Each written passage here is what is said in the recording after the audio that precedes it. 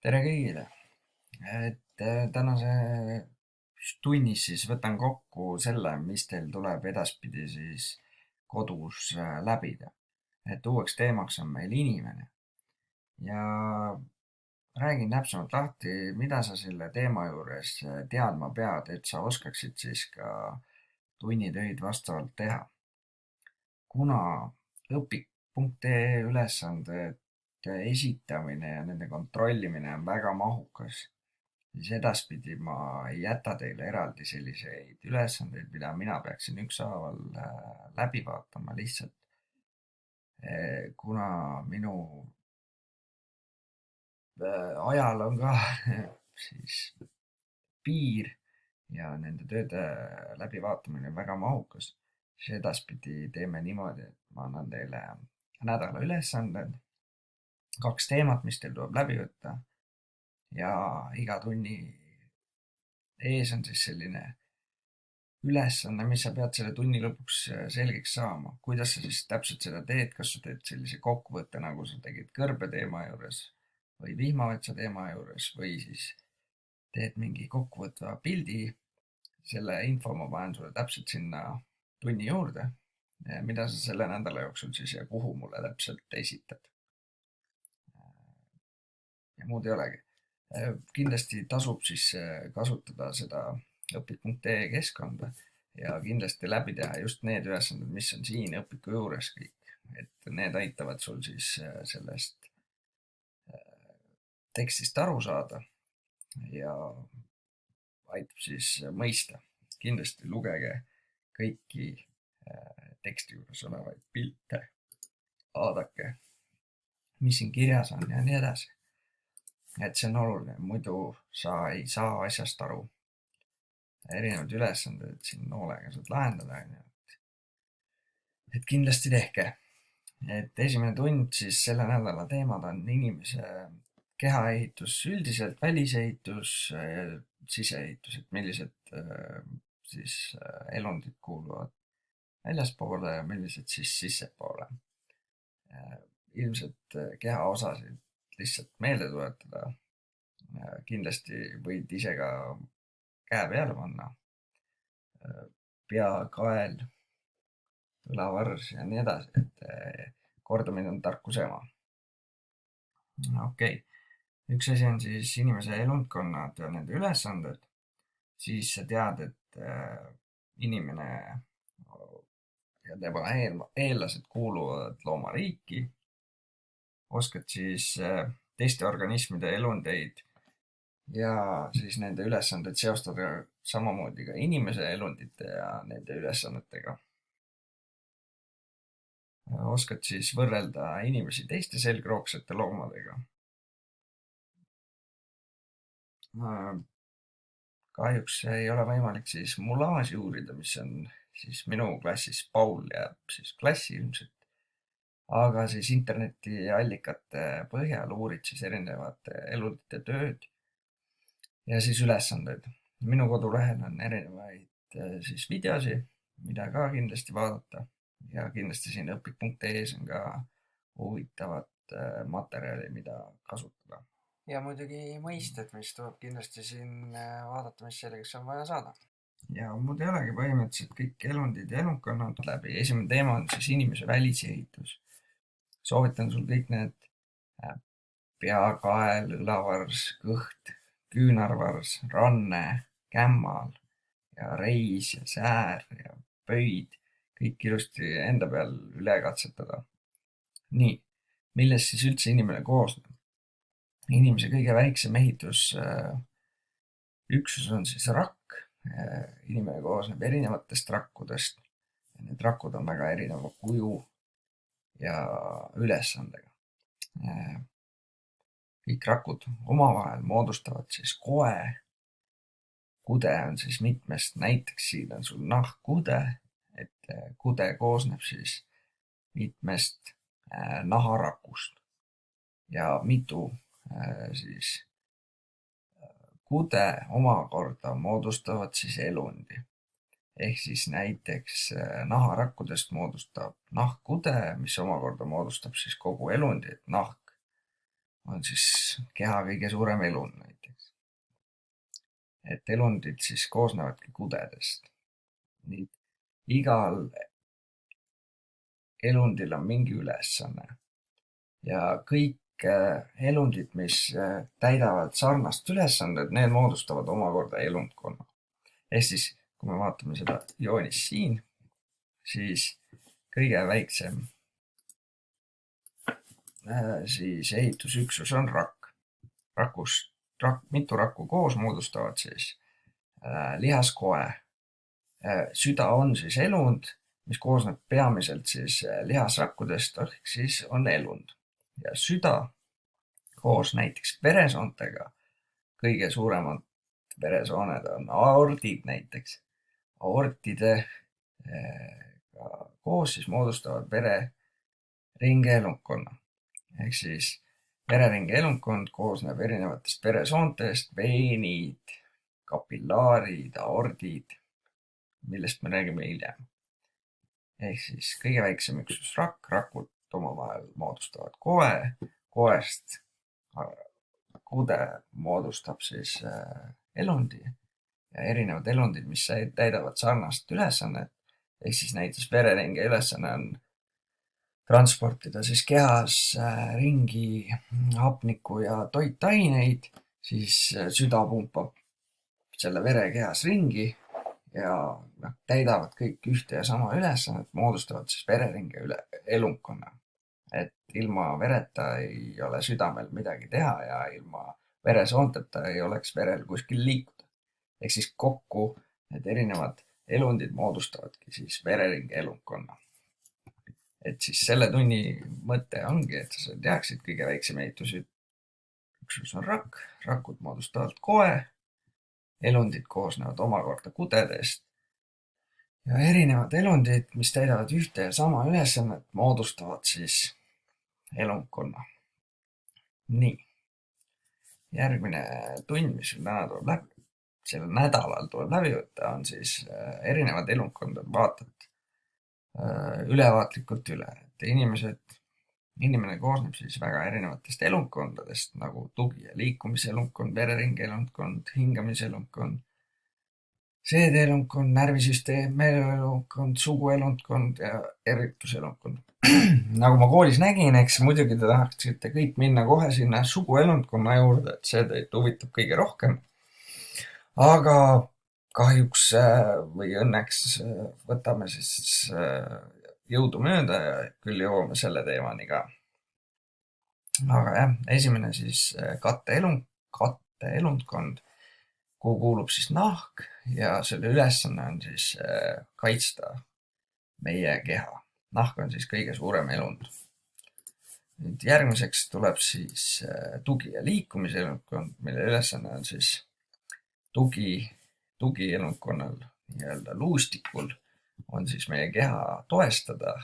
Meie elundid toetuvad siis selle luustiku külge ja lihased on siis need, mis aitavad meie kehal liikuda. Et ilma lihasteta oleksime me hunnik luukere ja kui meil ei oleks luustikku, siis me oleks hunnik lihakääntsakas. Ehk siis need kaks rühma elundeid teevad omavahel koostööd, et me saaksime siis liikuda ja samas siis kaitsevad erinevaid elundeid, siseelundeid. Nii, järgmine elundkond on siis meil seedeelundkond. Seedeelundkonna peamine ülesanne on siis toidu peenestamine ja seedimine. Kui sa siis sööd, seedimine hakkab toimuma juba suus närides, keha hakkab tootma sellist siis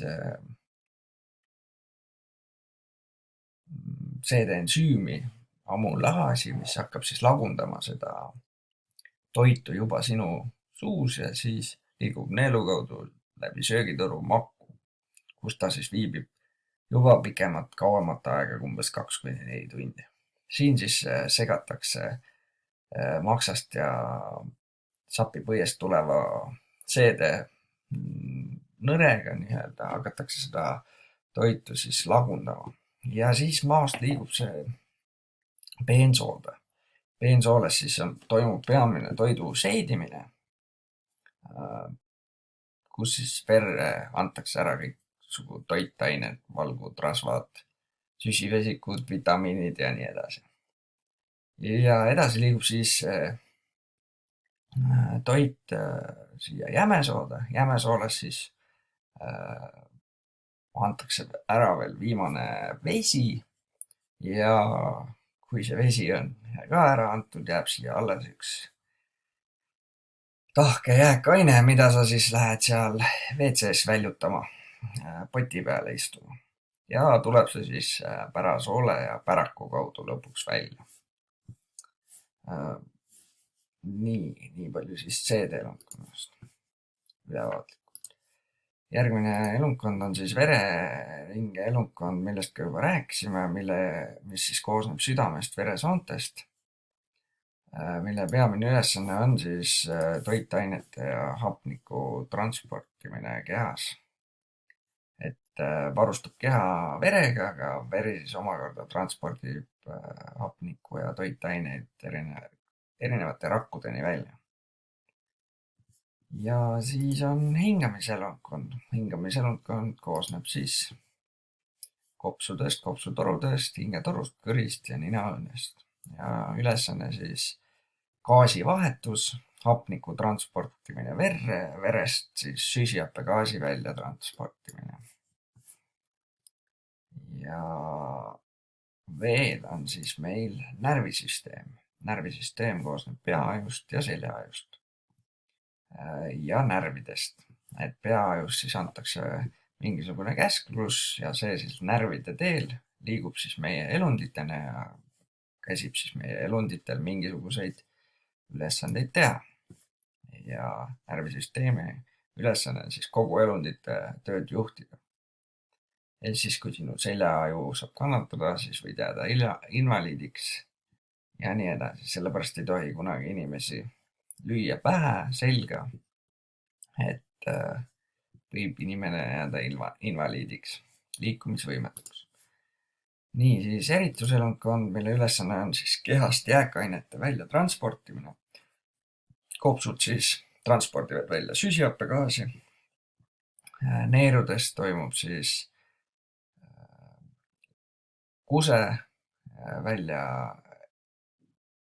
tekkimine ehk siis vedelate jääkainete välja transportimine siis põhje kaudu. Siis pärasoole kaudu toimub tahkete jääkainete välja transportimine. Kopsudes siis gaasiline ja naha kaudu ka vedel siis jääkained. Nii, ja siis meeleelundid. Silmadega me näeme, nägemiselundid. Meeleks on siis nägemismeel. Kõrvadega kuuleme, kuulmiselundid on kõrvad ja kuulmismeeleks on siis kuulmismeelega tegemist. Ninaga tunneme siis lõhna ehk siis haistame, tegemist siis haistmismeelega. Keele ja suuga siis tunneme maitset, tegemist siis maitsmismeelega. Ja naha abil siis kombime ehk siis kompimismeel. Tunnetame siis ümbritsevat keskkonda ja võtame vastu informatsiooni. Meeleelundite ülesanne üldiselt ongi siis võtta vastu teateid ümbritsevast keskkonnast. No ja viimaseks siis suguelundkond, ainuke elundkond siis, mis erineb inimestel sooti, et mehe suguelundid erinevad täiesti naise suguelunditest, mis siis erandid välja tuua, et kui naisel on keha sisesed suguelundid, siis mehel on väljaspool munandid tahavad saada näiteks jahedamat keskkonda ja nii edasi. Ja mis siis suguelundkonna peamine ülesanne on siis järglaste saamine ehk siis paljunemine. ja see ongi ülevaatlikult siis elundkondade kohta kõik ära toodud. Harjutage neid erinevaid ülesandeid ja see ongi siis põhimõtteliselt nende 2 päeva tunni tegevused või 2 teemat, mis sul tuleb läbi võtta. Lisaks siis lugeda, mis on refleksid ja kuidas need siis töötavad. Ja mis siis juhtub, kui meil mõni elund töötamise lõpetab, et igavene küsimus, et milline siis elund on kõige tähtsam, et kas saab olla midagi teistest tähtsamat. Ja edaspidi siis ma peale neid 2 tunde ei tee mitte selliseid videoloenguid, vaid sinu ülesanne ongi siis iga elundkonda uurida ja teha endale selline kokkuvõte.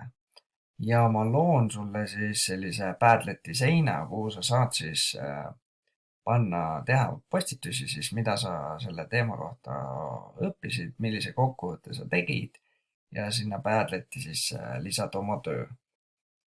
Siis on mul ülevaade olemas, et te mõtlete kaasa, teil on teemad tehtud ja iga nädal lõpp siis vaatan, et kõigi ülesanded oleks siis sinna Padleti lisatud. Et kuidas see Padlet toimib, näitan igaks juhuks ära siis sein. Mina lähen Google'iga sisse. Isikliku Gmaili kontoga, et kui te olete siin ennem käinud, siis saate sisse logida. Ja siis mina teen teile sellise seina, mille pealkirjaks tuleb 4. A või siis 4. B-klass tuleb siis selline sein. Mina panen teie aadressi siis kodusesse töösse. Klass. Start posting ja kuidas siis on, paned siia plussmärgi, sa saad siia lisada siis oma arvutist faili, näiteks siis mingisugune pilt, siis näiteks oma tööst, no panen siit mingi pildi.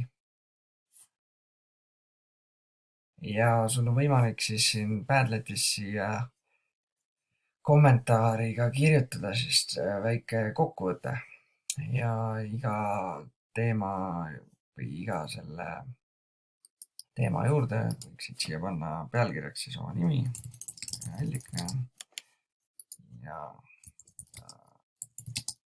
õppisin siis inimese keha ehituse teemast ja siis saad siia kirjutada. Ja kui on valmis, siis salvestad ja mina näen seda. Saab siia lisada ka kommentaari, et saate teiste töid siis kommenteerida ja vaadata. Vägev. Igale tööle jällegi ei pane kommentaari, vaid vaatan ülevaatlikult üle. Ja mingil hetkel siis panen stuudiumisse, kelle töid ei ole siin näinud, et panen, et tegemata töö. Mis ma loodusvööndite tööde kohta lihtsalt ütlen, et oli selliseid, kes tegi väga põhjalikult, tõi kõik loomade, taimede kohastumused välja, et mida te peate kindlasti õppima veel paljud on see, et te loete küsimuse põhjalikult läbi, et kui teil on vaja kirjeldada elu, keskkonda vihmametsas või taimede ja loomade kohastumisi, siis te ei kirjelda mitte neid pilte, mida te näete, vaid need pildid lihtsalt aitavad teil nagu mõtteid seada. Te räägite ikkagi vihmametsa loomadest, mida te nende kohta nagu õppinud olete ja teada saanud. Mitte te ei hakka kirjeldama seda, mida sa pildilt otseselt näed. Et see on võib-olla üks täpsustus. Aga enamik oli päris põhjalikult töö teinud. Ja ma veel kord ütlen, ma lihtsalt ei jõua kõigile personaalset tagasisidet anda. Et kui ma olen sulle töö tagasi saatnud, siis ma olen selle töö üle vaadanud, üle lugenud aga see klikkimine ja kommentaaride kirjutamine, see lihtsalt võtab tohutu aja. Kuna mul on mingi 8 klassikomplekti ja õpilasi on palju, siis füüsiliselt lihtsalt ei jõua seda kogu aeg teha. Ja tagasisidestamine või kuidas te saate tagasisidet, ongi just need samad ülesanded, mis annavad sulle kohe siis vastuse, kas sa vastasid õigesti või valesti, ja siis kindlasti ma teen ka quizz'is teste teema lõpus, et kas sa oled saanud need elundkondade elundid ja ülesanded selgeks, et see on praeguse teema juures peamine. Mis seal loodusvändite juures õpitulemuseks oligi, et oskaksite erinevate kõrbe, tundra, vihmametsa loomade kohastumisi välja tuua. Seda te tegite erinevaid töid, tegite vihikusse, et see kõik see töö on tehtud, arvestatud. Hetkel lihtsalt ei pane hindeid, kuna me õpime distantsilt, õpime selle uue olukorraga. Aga aega edasi ja me ei tea, kaua me siin kodus õppima jääme, et edaspidi siis lepime kokku, et kuidas see hindamine täpsemalt toimuma hakkab. Kindlasti väga põhjalike tööde eest ma premeerin ja panen selliseid hindeid, et alati on võimalus ikkagi saada. Aga ma kohe nüüd siin esimeste nädalate jooksul ei pane F-e sisse, et kui kõik on tegemata. Pigem anna mulle tagasisidet, kui kaugel sa oled, kas sul on mingi mure, et Discordi lingi andsin. Seal serveris saad igal hetkel küsida minult. Panen selle lingi veel ka siia video alla. Ja siis kindlasti video alla võite küsimusi panna. Saate mulle stuudiumisse ja nii edasi, et kui mingi probleem on ülesannetega. Ja muud ei olegi. Proovime niimoodi hakkama saada. Et vastutus on nüüd sinul, kuidas sina endale iga teema kohta väikese kokkuvõtte teed. Selle kokkuvõtte sa paned siia Padleti, tekib minule selline ülevaade ja proovime siis need asjad koos selgeks saada. Nii, olge tublid.